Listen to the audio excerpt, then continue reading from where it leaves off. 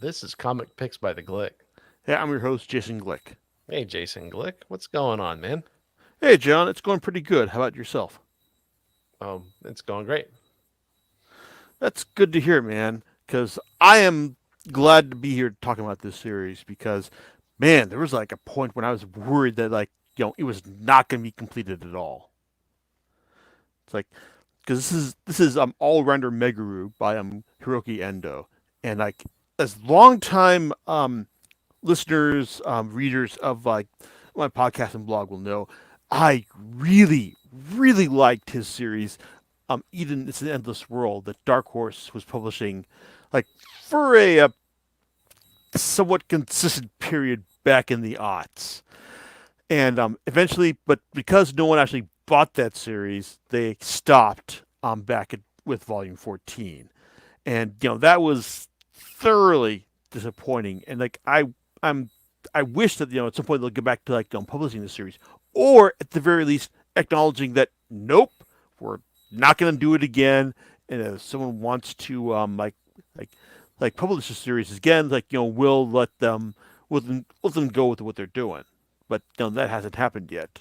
But Kodansha, however, decided to start publishing his like Endo's subsequent series, All Rounder Meguru.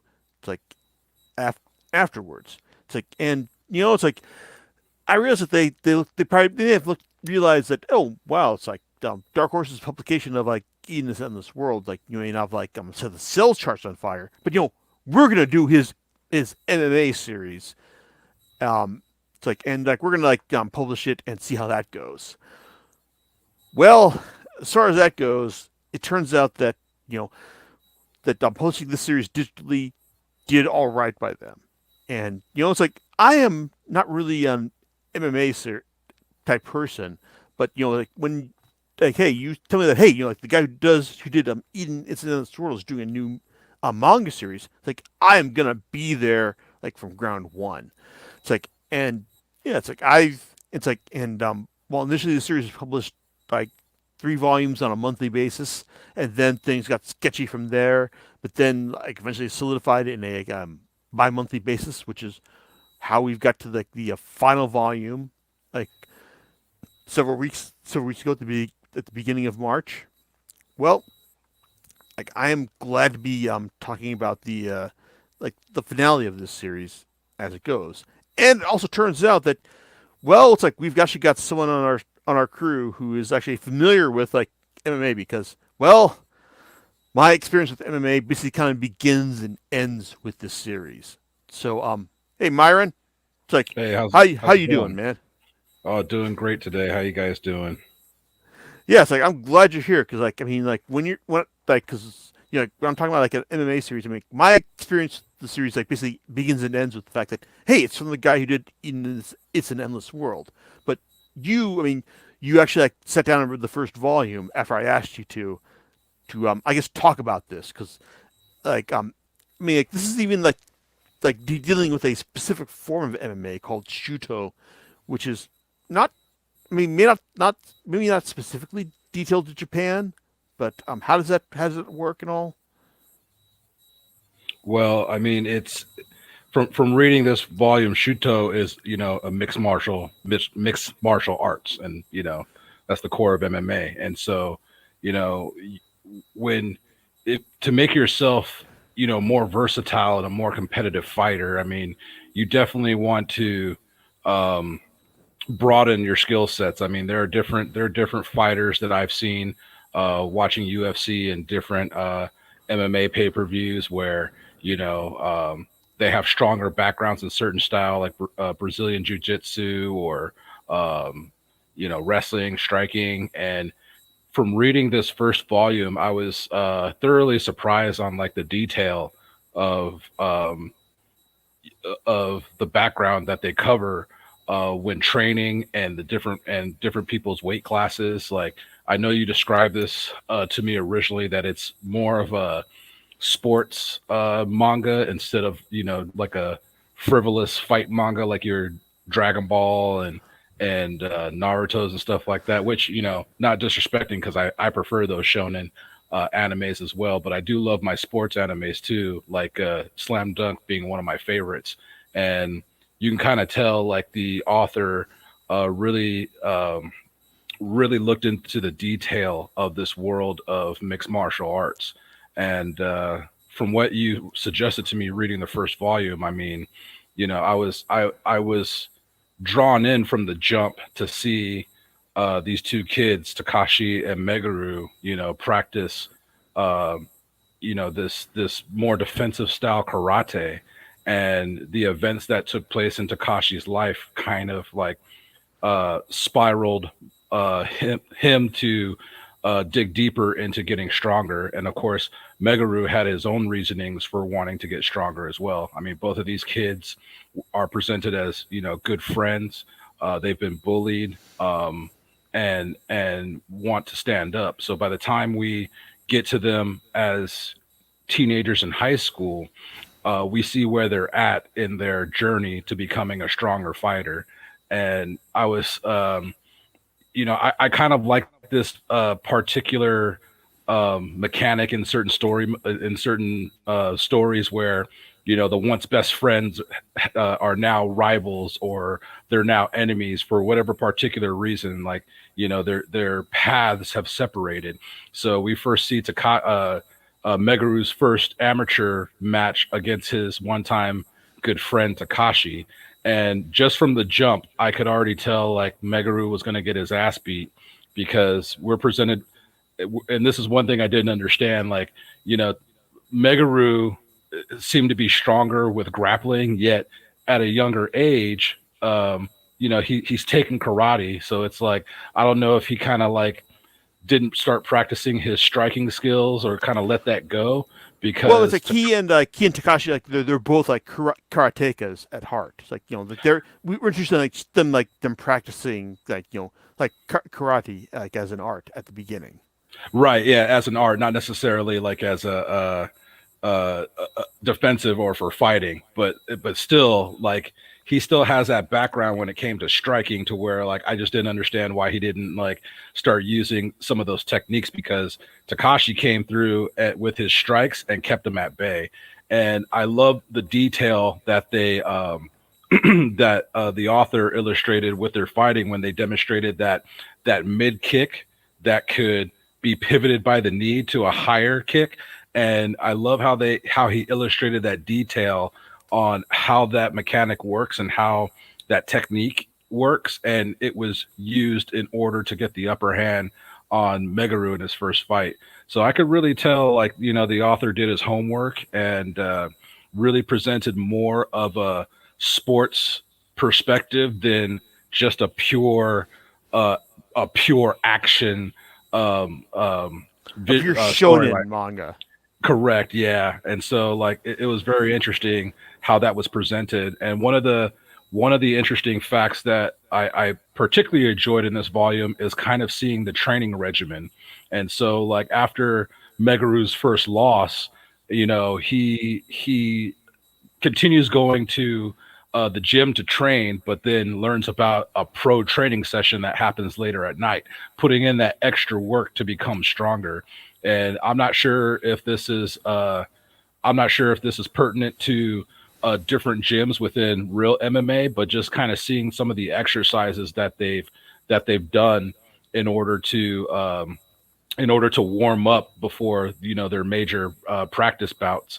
And I felt tired, with these guys, just kind of reading what they did. And so I really enjoyed like how they went really deep into their training regimen, because I can kind of see how that could build upper body strength, how that builds stamina, and makes them a little bit more well-rounded in different abilities that they have to cover. And they did training exercises from like takedowns and mounting positions, because I watched quite a bit of MMA, and I'm still kind of fuzzy on the point system, but taking down an opponent and getting him in a position, or hitting with certain strikes can land different amounts of points for the combatant. And so it was cool to kind of see how they practice in their session. Like, okay, we're gonna start at a top mount, or you're gonna take bottom mount, and you need to counter, or you need to get out of this particular position.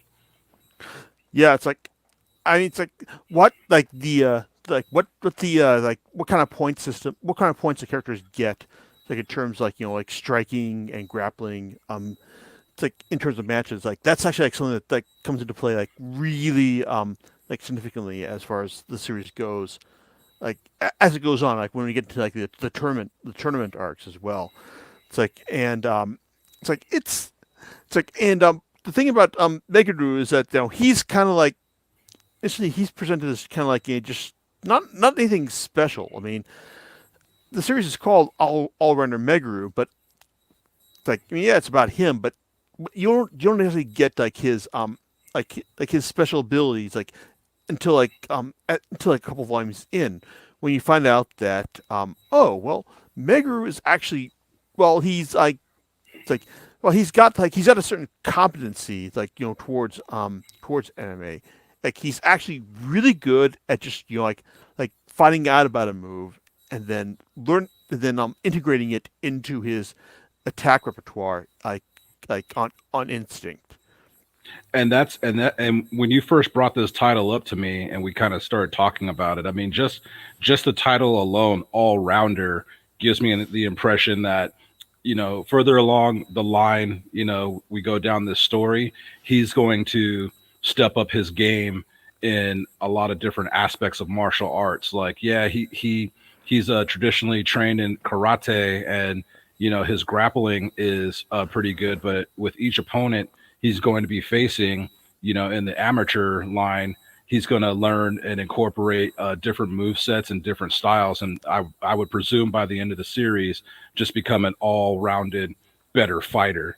And so, with real MMA, like, one of my favorite fighters right now that my buddy Angel got me into is Jorge Masvidal. And, he's trained in different styles of martial arts, but I've come to know him from his like his street fighting videos. And like the first time I saw him in a UFC match, he knocked down a guy in 3 seconds. He just like right when the bell rang, he ran up and basically gave him a tiger knee to his face, and the match was over. And so like I think that veracity that he has comes from his his raw training, street fighting. And I think that as I'm reading this storyline too, I thought the same thing with Takashi, given his drive to get revenge for his father's death, against the Yakuza, he's going to have some real life, fighting experiences that can make him a better fighter or incorporate in his actual matches. And who knows if Meguru has to do the same as well. There's a really good moment in towards the end of the series when it's like when Takashi fights a guy that Meguru like basically like Meguru lost against this guy in a previous arc, even though it's like he basically like he kneed him to the face, but and it's like and even though he lost against fighting him on points, the guy couldn't continue like to fight against Takashi in the tournament they were in because like Meguru had kneed him in the face and like he was bleeding from this cut. So it's kind of like on one hand like, but then when you get to the regionals, which is like the final like arc of the series, and then when Takashi finally gets to fight against this guy, he knocks his ass out in like 19 seconds. It's a it's kind of like it's a really good example of like hey it's like this is what we're going up against like the final arc here. It's like hey like, this is a guy who Meguru had trouble against, and Takashi knocks him out in like 19 seconds. It's like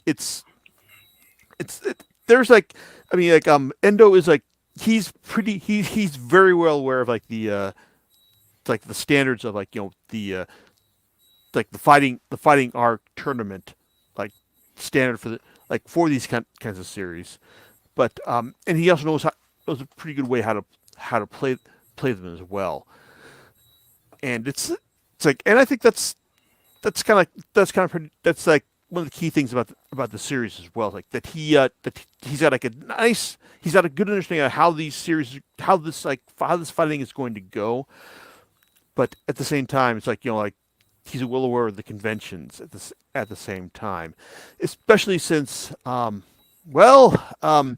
Meguru, like his progression, it's like over the course of the series, is not a straight line. Um, he's basically suffering against people who are like stronger against him. Like in the very first volume, like he like Takashi chokes him out, and then this other guy, this no namer, Komiyama, like knocks him out. Well, doesn't knock him out, but he just knocks him so that he's like Meguru is punch drunk, and he can't walk forward like normally. And it's like that's kind of like oh, it's like he's like Meguru has to lose the match right there. But it's but what I think what I enjoy about the series is that Meguru is kind of presented as like a normal everyday character, like someone who like he could be you or me if we actually like bothered to like fight practice like this whole like MMA regimen or just any kind of martial arts regimen as well. And there's like lots of interesting like ways that his arc progresses. Just from the from the first volume where he gets choked up by his friend, gets almost knocked out by his buddy, and well there's these people in his art club who think hey you practice MMA, that's cool, man, like why don't you come out and hang out with karaoke and play karaoke with us and all. So that scene saddened me because I thought, you can kind of hear it in his voice, like, oh, I'm popular now, and then yeah, the girl was only using him to get back at her boyfriend, and I was like, oh, that's cold blooded. yeah, but but it makes sense. And it kind of inspires and it also kind of inspires him to get back into like doing MMA like normally. It's like and it's also and provides like a nice like solid motivation for him to just compete in these like subsequent tournaments, because like we get to the it's like we get to like when we get to volume 4 we get to sort of like the Kanto tournament, and like it's like he knocks out the first guy with an armbar. It's like he gets a rematch with this one guy he beat with an armbar in the previous, it's like in the previous tournament, and he knocks him out with like submission from his back. And then one of his teammates, or the guys from like the same gym that he's at, they're called Fighters Brew. Udai, it's like when he's training with him, like Meguru actually gets an armbar against this guy Udai, but he also like realizes that, wait a second, did I tear a tendon in his arm when he's doing this armbar? But Udai is kind of like this, like, oh man, it's like it's like I'm totally serious about this. It's like it's like you're just like not like as it's like as in the same on the same level as I am. So it's kind of like he doesn't tell him that well, you actually like tore my ligament when you like got me in this armbar. So it's like we're seeing like Udai like, go through this tournament like knowing that like, oh man, it's like he's got this injury, and then it's like, and then when Meguru finally learns about it, it's like what? Oh man, it's like there's like it's like the series like does a good job like keeping things on a good like human like even keel here. So it's just like giving like making sure like all the characters like have like a good human reason for fighting against them, even when like he has to like break in the middle of a match to like talk about this character's backstory, because I mean this is something that like it's not something that's brought up like in the first volume, but later on it's like Endo will like break in will break down during certain volumes to talk about like what this character's motivation is, who's fighting against Meguru, and sometimes like it's, I mean, it doesn't really like have the feeling that like, oh man, it's like I got to like like do some like narrative like resuscitation to like get you involved in this, but at the same time like Endo is really good at this stuff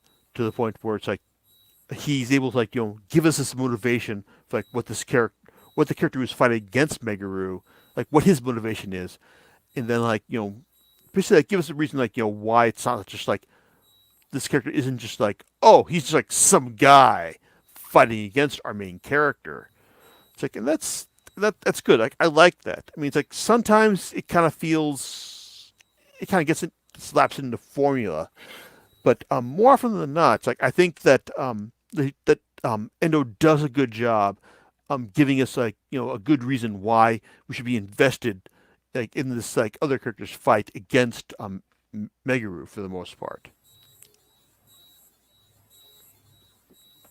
Okay. But but with but overall, it's like I think that he does a good Endo does a great job like giving like a very realistic like portrayal of martial arts like in this series. And on one hand, I think that's cool, but at the same time, I also think that's probably why this series is like it's probably like not really well known like amongst most manga fans. Like suffice to say, sad to say, for lack of a better term. Byron, you got any thoughts about that? About how like realistic you thought the fighting was in the first volume? Nothing more beyond what I said. Again, I was really impressed how like with each, I guess with each major match that were presented in volume one, there is that level of progression on there's that level of progression on what needs to be done to get better. So obviously, after Meguru's loss against Takashi, he realizes that okay, he needs to become stronger and he needs to become better. And he's even had nightmares about it, and so Mm-hmm. that's what like really entices him to um, buckle down and go into the tougher training because uh, that first night, that first night, I remember he was kind of whining about like warm ups, like this is a warm up, like these are actual like exercises. But the more serious fighters, the more competitive fighters from this gym, Fighters Brew, like they're doing it like easy, because they do it all the time. And so I really thought that was awesome, getting a glimpse on what exercises and what techniques that they do during their training regimen and how they practice, and how they're making themselves better. And we see like in the second match where Yudai Kitamura actually like wins his match, from that training regimen. And of course, as you mentioned before, Meguru, in this match, I saw him start to use strikes, which, after his first match, I kept complaining, like, dude, why aren't you striking? Like, like, you need to kind of keep this, you need to keep him at bay and strike to kind of, get a little bit more read on this character. So we start to see him use more low strikes and get in with his opponent on this next match. And he actually is able to get him to the ground, but then like he did this his opponent did this like feint punch where he psyched him out like he was going to grapple his lower leg, but then came with like a high upper hook, and that's the hook that knocked him down to the ground. And by the time he got up, he was discombobulated to where he couldn't move. He was wobbling to where the ref had to call the fight. And Yeah. and so that's another lesson right there, where like okay, with each experience, with each fight, he it goes back to what you said. I think he's going to learn newer techniques and newer counters to where he's going to be a more well-rounded fighter. And so I really liked that with each fight that we saw in volume one, everyone is like learning new techniques and taking on new techniques with each experience, and just becoming a better fighter. Because even we see Takashi in this next fight have a little bit of trouble taking down his opponent so easily, but he ends up doing like this uppercut to upper knee reversal, which I thought was badass in that portrayal, and ends up taking the win. And so yeah, I mean the way I'm really a big wrestling fan, and so like I watch a lot of WWE and AEW. But a lot of those superstars within this organization, they come from the MMA world, or we even see like wrestlers end up becoming trying to go into the MMA field too, like Brock Lesnar, who had a successful career with UFC, and even CM Punk of recent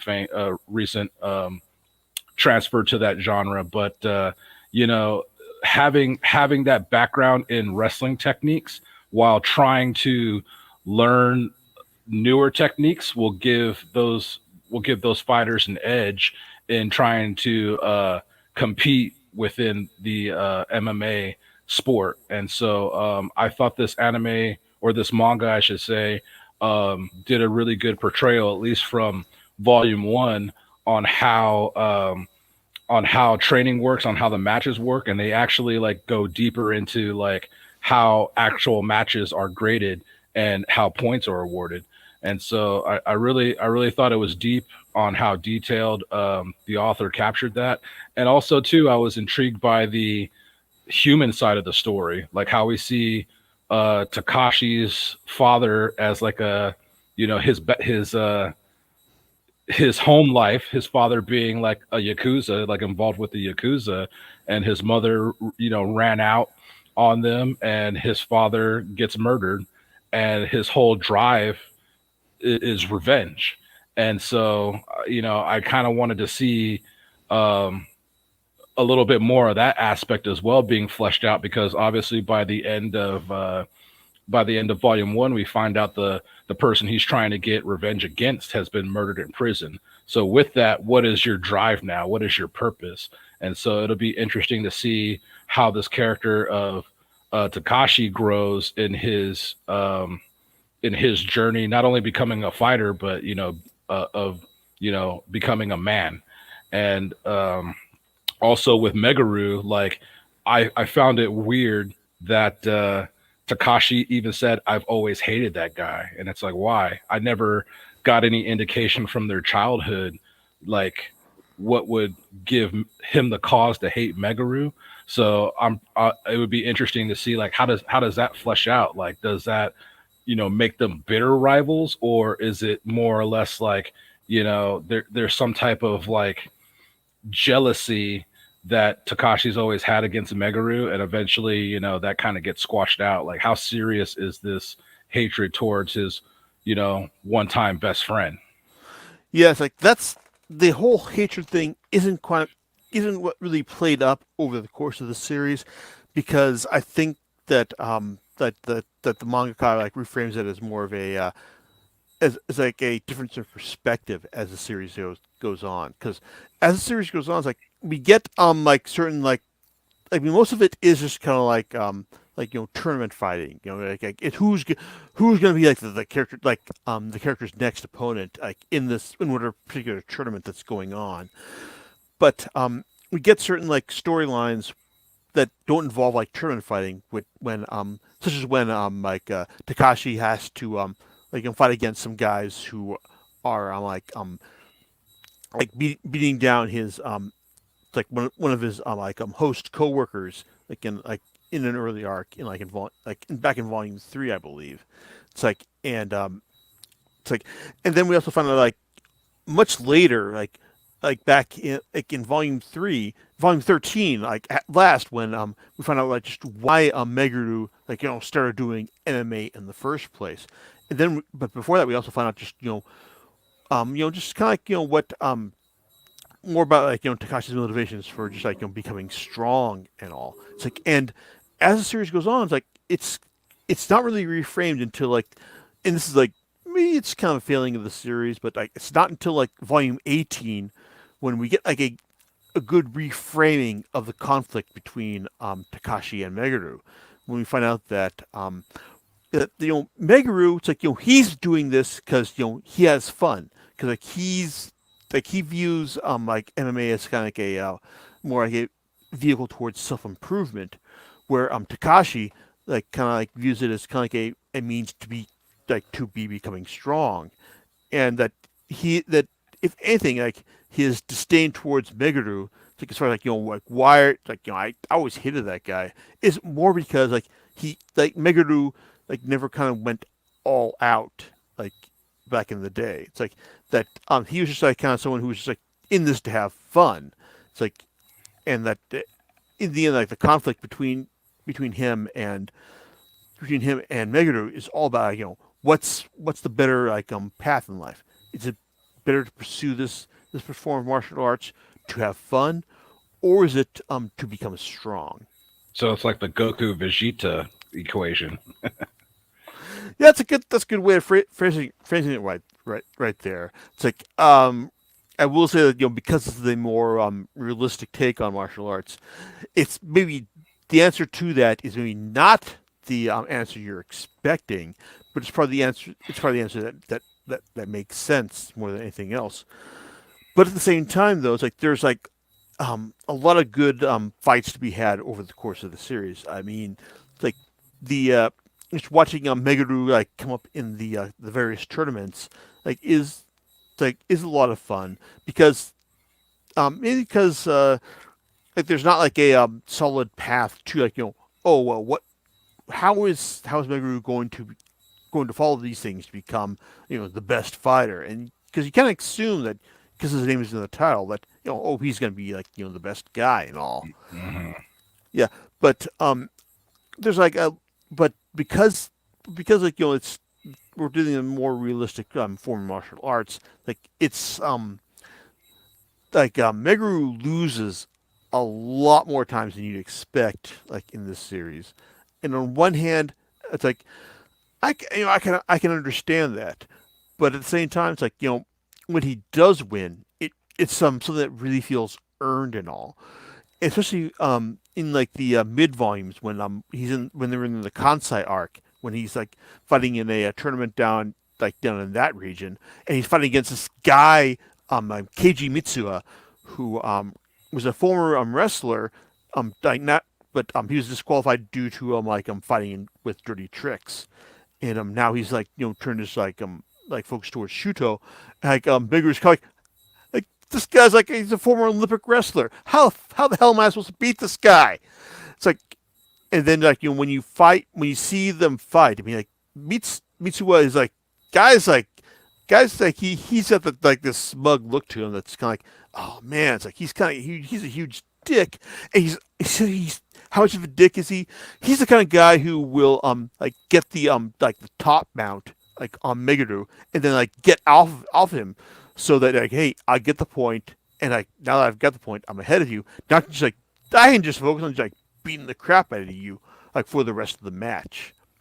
And seeing him seeing how like Meguru deals with the guy like that, I mean that's actually like that's really impressive because like what happens with them is a kind of is like a it's a decision, but it's a decision that's like played out in the margins, and like I really enjoyed that, especially since it leads to Meguru fighting this old guy Muroi, who he's like he's like guy who's like he was a hellraiser as a kid, went went to went to prison like for on a bullshit offense, but now he's fighting because he wants to like show his family like how strong he is, and now no Meguru has to like, beat this guy if he's going to win the Kansai qualifier. So there's there's like lots of good moral like ambiguity to a lot of the fights that Meguru does here. It's like and like I really enjoyed like seeing like how this stuff is portrayed as the series goes.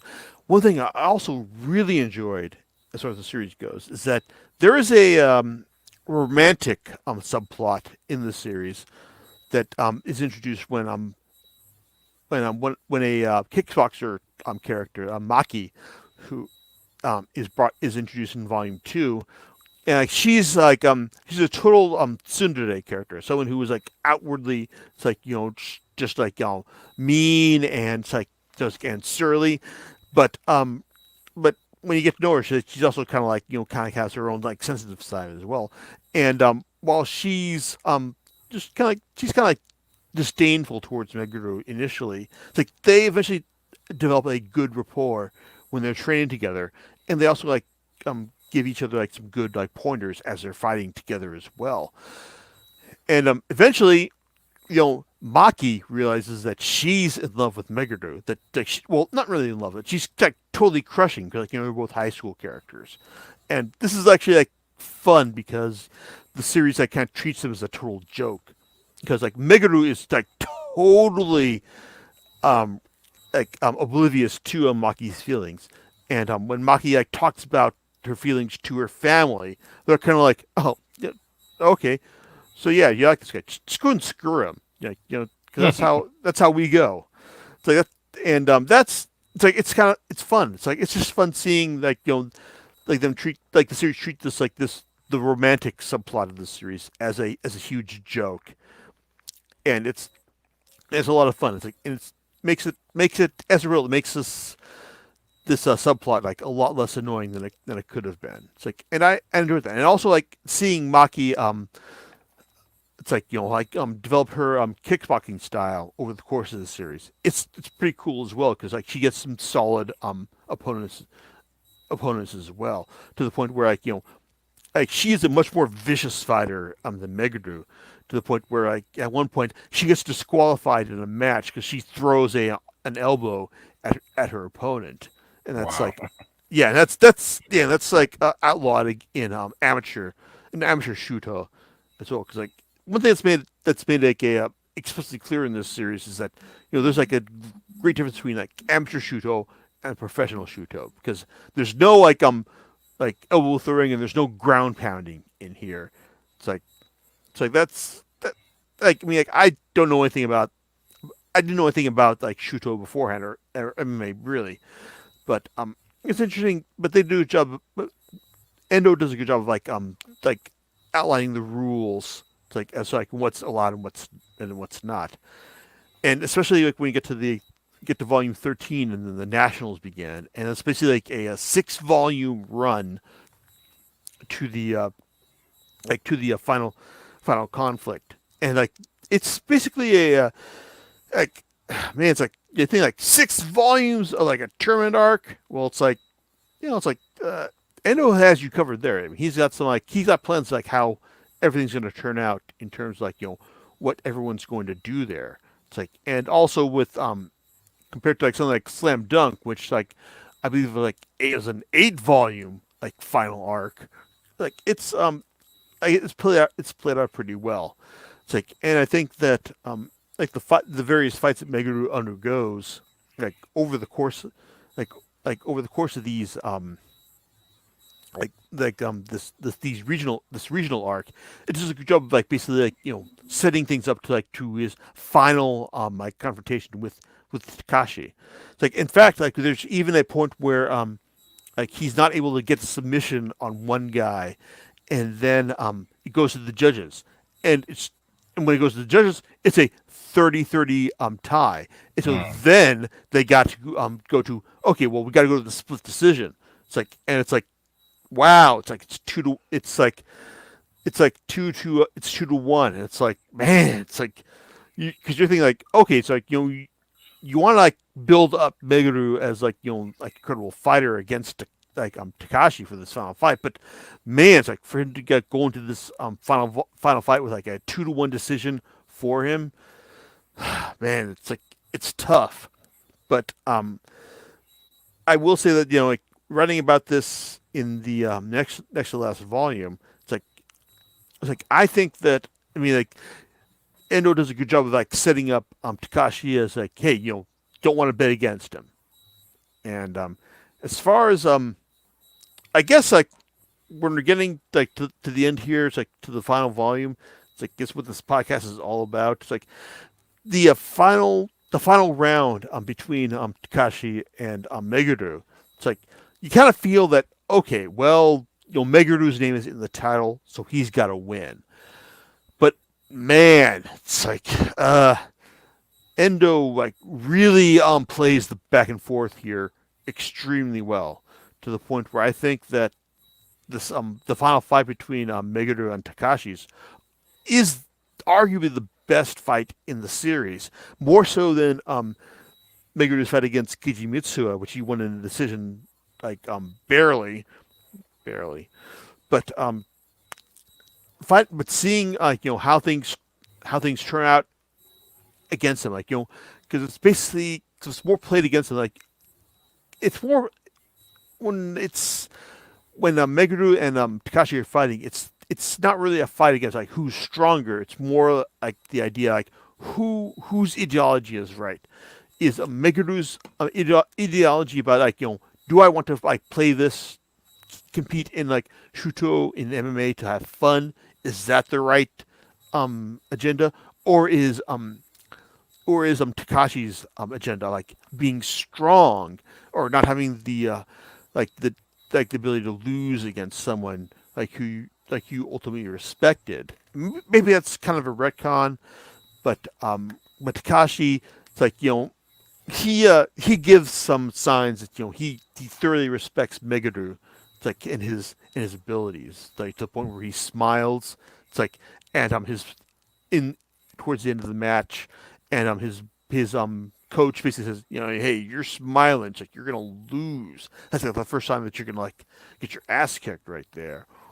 But when Meguru and Takashi like talk like in like a private fishing like scene after the match, later after the match, it's like you get the feeling that they've kind of like reached their own kind of like understanding about who's right. It's like it's I mean like on one hand you kind of figure like that there's gonna be like oh like I was right and you were wrong. It's like and you get the feeling that hey it's like they were kind of both right in the end, and ultimately I kind of that's kind of like leaves me feeling that man it's like I would love to see like a movie like about this like like 10 years later like when like Takashi is like gone to left Japan undefeated and is like fighting in America, and then comes back to Japan to like like deal with like his like any kind of like lingering doubts about his strength with Meguru.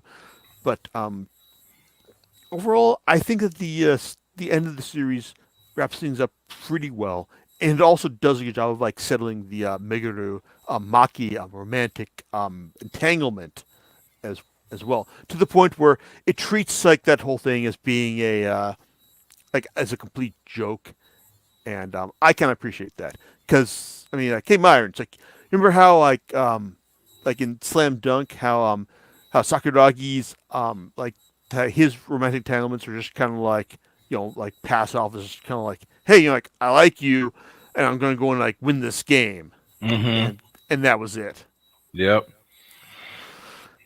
Yeah, Yeah. it's like that's kind of what's treated here, but it's also given the added bonus of a final chapter where Maki is talking to her girlfriends about this, and they're just basically like giving her some thoroughly filthy talk about like, hey, this is how you like deal with having a virgin as a boyfriend and all, and it's like man, it's like this is rude and all, but like at the same time, this is like after what I've read of like like Endo's talk about sex in Eden. It's like it lines up thoroughly, and there's also like a nice two chapter arc about that focuses on one of the side characters, Momoko, and her compatriots in Fighters Brew, like dealing with some like a dealing with another like challenged by some other like by rival gym, and that was fun. Like Momoko is like she's like a side character to the series, and like she's really good at at it's like at fighting, but at the same time she's not she has no stamina as well. It's like to the point where like it's like if you're like one of the high points of the series I think is like when she throws a character like Kate, a Canadian who's like three times her weight. It's like, and you're trying to like, God damn, she pulled this off. It's like I gotta give props to that. But at the same time, it's kind of like she does this at the expense of like hey, like when she has no stamina for the next match, and she gets her ass handed to her because she has to tap out at the end. But this is just kind of like a side story to the like to the to the main story, which is Meguru, and I really enjoyed it. It's like it's rare that you get to see a series like I mean, like fighting series are like a dime a dozen, like in manga. But like to see a series that is like positioned like with the level of realism that Meguru displays, it's like it's it's like I did you do not get that like really at all, and I appreciate that. And also like even then when Endo like dials back on like like the fighting to like show you why Takashi is like like fighting like for strength more than anything else. It's like that works well because he's a very solid straightforward like storyteller as well. It's like I was not expecting a guy who did a hard science fiction series to give us a really thoroughly grounded martial arts series like as a follow up, but he did. It's like I really enjoyed it, and I would really like to see like what he does next. As far as what like whatever he's like, whether it's gonna be science fiction or martial arts or whatever. Because after after doing like what I've seen of Eden so far, and God damn it, Dark Horse, if you're not gonna publish the next 4 volumes, the final 4 volumes, just tell us so we can move on. But kudos to Kodansha for actually delivering all 19 volumes of All Rounder Meguru. And it's like I understand that All Rounder Meguru may not be like a very flashy, very stylish martial arts series, but as far as like delivering us a good like realistic martial arts series, I think it does it very well, and I also think that it does a good job of like addressing its main characters like motivations, like as far as like why they're doing what they're doing as well. Now, So now, to your knowledge, has this been adapted to an anime or talks about adaptation? nope, and like I would be very surprised if it did. If it does get like an anime adaptation, Why is because that? well, just because it's like it's not very flashy. It's like it's. I mean, like I think it's very well suited for being a anime adaptation. Maybe even like a good a solid 3D CG adaptation, Hmm. because I think that like the characters like you in terms of like whenever like you break away from the fighting to have the characters talk about why the character what this character is doing is really impressive. I think the series does that really well, but at the same time though it kind of has. I don't think that it's like I said, it doesn't have like the same level of flash that you get from like your average like Shonen Jump series as well. Because like sure, I mean we talked about like this in the same language as Slam Dunk, but um when was the last like good realistic sports anime that addressed this thing that came up? I guess that got a good anime adaptation. Well, I can't remember because like I think Kokoro no Basket, which is kind of like modern slam dunk, like that's the last one I started getting into. But even like slam dunk and Kokoro no Basket had a little bit of flash. You know what I'm saying? Like, Mm-hmm. and then there was that there was the Prince of Tennis. What was that? The football one, like Eye Shield. Actually, 2021, Thank right? you. Eye Shield Yeah, that 2021. was what Yusuke Murata did before he did One Punch Man. Oh, okay. Okay. So, I mean, it's like, there's been quite a bit of sports anime, but when you say, like, not, that this series doesn't have the flash, like, the ones I'm describing, I believe do have that little bit of flash. And when it comes to fighting anime, like, one that I got into recently, which is airing on Netflix, is uh, uh, Ashura. Ashura. King on Ashura. Thank you, Kengan Ashura, and like that's more like a blood sport style kind of like almost close to Tekken style anime. And even there, like it is super flashy because there is a character in that series where he his background is MMA, and when he does like a lot of the counters and arm bars and everything like that, it even goes into like some type of like super like type of flashiness as he's maneuvering around. And so like not saying like the anime of Meguru needs to do this, but I mean they could still kind of with the transitioning of like certain holds and mounts and things like that. I mean, they don't necessarily need to add like flashy, you know, seizure inducing like colors and flashiness, but they could still make it stylistic to where it's like it it it visualizes the technicality of those moves or those transitions. Yes, I get what you're saying right there. It's like I think like yeah, I'd like to see that, but at the same time, it's kind of like okay, so maybe we'll see this as an anime, or maybe like we'll see this as like a live action series. It just depends on how the execution of it goes, and I think that's kind of key as well. Of They can make course. anything interesting, I think. So, but yeah, it's just what they're going to do with it and how much they decide to just change some of the story, which is possible, but you never know. I mean, Yeah, it's like because the story, at least that I get from Volume One, I mean, it's there's drama in there too, and I like I like dramatic, more realistic, anime storylines too. And I think there, at least so far from what I read, I think there is a good story in there to where I would like to see a beautifully animated series about this. yeah, it's like I think that like maybe you can give this like a nice like CG animated series, or maybe even like a live action series.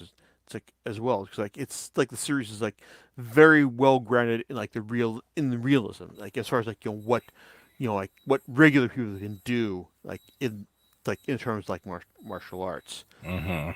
Yeah, because like I would love to see see like an anime adaptation of this, or even a live action adaptation of this. And to be honest, like if they did do this, and if Kodansha did decide to republish this series, like physically, it's like as a result of like a successful like live action or anime adaptation, then I would rebuy it because I that's how much I like this series. And that would be dope to do live action because Fighters Brew could be like the Cobra Kai of Netflix.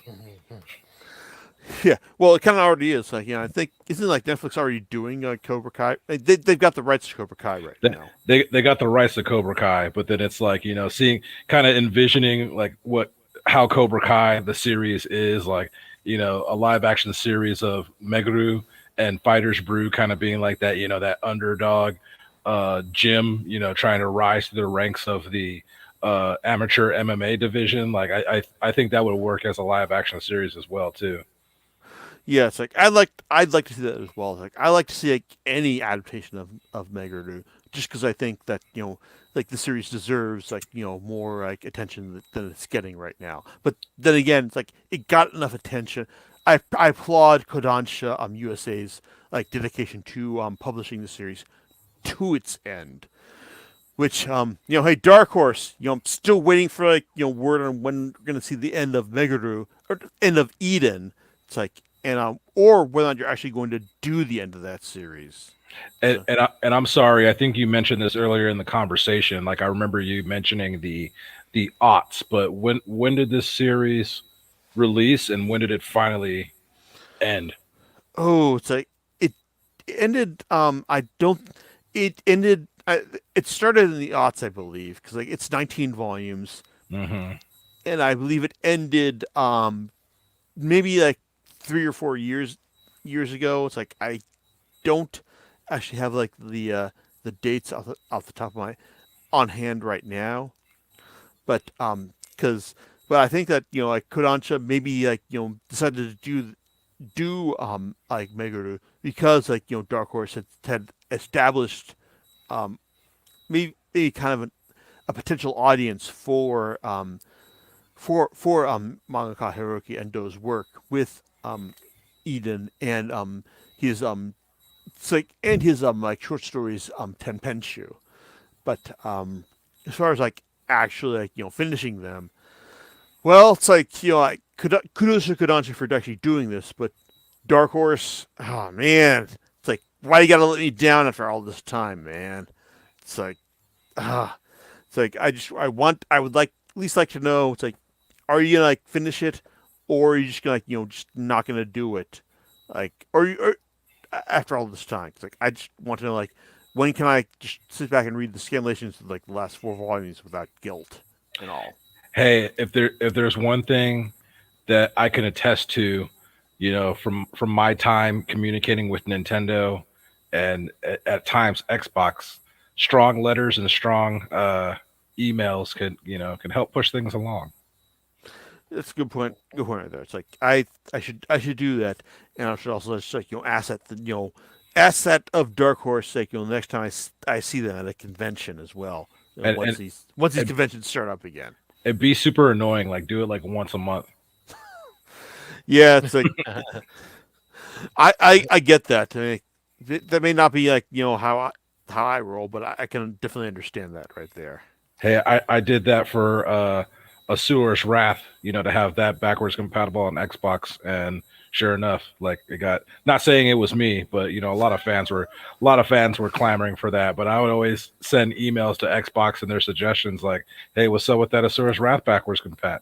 Hey, when we next month, hey, when we gonna get that backwards compat?" And I think the last like backwards compatible update they did before focusing on Xbox Series X, Asura's Wrath was part of that. And I was like, sweet, thank you. And I sent like a thank you email, so You got a point there, man. It's like I guess I should try to do that then. yep. And it's like, man, let's just finish this so we can stop. Let's finish this series so we can stop getting these damn letters. Yeah. So, Jason, what's your final verdict on this one? Oh, I think you should absolutely buy it. It's like Yeah. I think that it may not have like the flash that like you expect from like it's like from like a manga martial arts series, but I think that the fact that it's like it's a solid realistic depiction of mixed martial arts with with solid characterization of of the cast. It's like it's I think that it's like it's something that will get your attention. It's like regardless, it's just like you need to like give it a chance in order to like win you over. Cool. So you know what you're going to be talking about next time.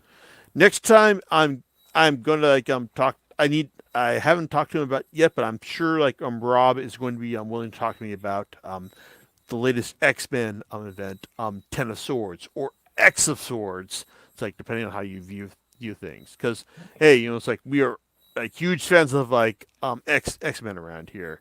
So it's like as far as like what the next like big X-Men crossover is, it's like we're gonna be here to talk about it. All right. Well, we'll catch you next time on Comic Picks by the Glick. All right, later's. Have a good one. Mm-hmm.